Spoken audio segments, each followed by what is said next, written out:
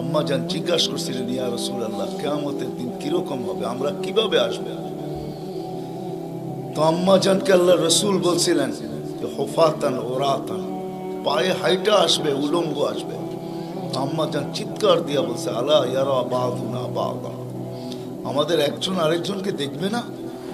আল্লাহ রসুল আম্মা জানের কোলে শোয়া ছিলেন, উঠা বসছেন, চেহারা রং পরিবর্তন হয়ে গেছে। আর বলছে, আয়েশা ইয়াউমুন আসির, আয়েশা বড় কঠিন দিন। তো দুটা চিত্র তুলে ধরছেন আম্মার সামনে। বলছে, আয়েশা কিরকম কঠিন শুনবা? কান্নি আনদুরু মুসা মুতালাফফিফুন বিউমুদিল আরশ ওয়া ইয়াকুলু রাব্বি লা আসআলুকা আল-ইয়াওমা উম্মি ওয়া লা আসআলুকা আল-ইয়াওমা উখতি আসআলুকা নাফসি নাফসি নাফসি নাফসি। বলছে, আয়েশা এরকম কঠিন দিন আমি দেখতেছি যেন মুসা আলাইহিস সালাম আরশের খুঁটি ধরে চিৎকার দিতেছে আর বলতেছে, আল্লাহ আজকের দিনে মাকে চাই না, বোনকে চাই না, চাই আমাকে বাঁচান, আমাকে বাঁচান। কালিমুল্লাহ, যার কিতাবটা আল্লাহ নিজের হাতে লেখছে, কাতাবাত তাওরাত বিয়াদি, যার কিতাব আল্লাহ নিজের হাতে লেখা দিয়েছেন।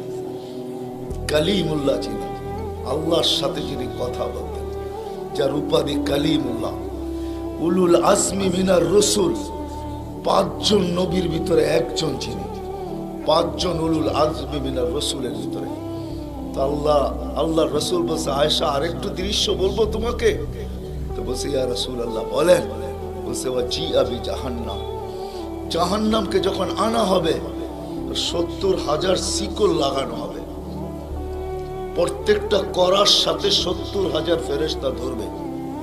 তারপরও জাহান্নাম ছুটবে, সব ফেরেশতাদের হাতের থেকে ছুটা নিচে কিয়ামতের দিন মাঠের দিকে যখন ভাগতে থাকবে, তো জিবরিল আলাইহিস সালাম আল্লাহর পাশে থাকবে, চিৎকার দিয়া বসা পড়বে আর বলবে, রব্বি সাল্লিম সাল্লিম, রব আমাকে বাঁচান, আমাকে বাঁচান।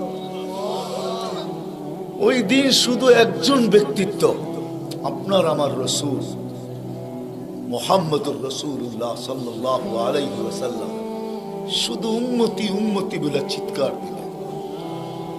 আল্লাহ এটাই জবাব দিতেছেন, আনতা তাকুলু উম্মতি, আমি জানি আপনি উম্মতি বলে চিৎকার দিলেন, কেন এখানে শুধু ব্যথা উম্মতের, আর কোনো ব্যথা নেই, কোনো ব্যথা নাই, শুধু ব্যথা উম্মতের ব্যথা।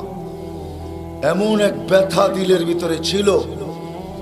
তো বলছে, আপনি উম্মতি বলে চিৎকার দিবেন, আমি বলবো রহমতি রহমতি, 99 রহমত রাখা আছে, সাল তো তা, ওই দিন আপনি চাবেন আমি দিব।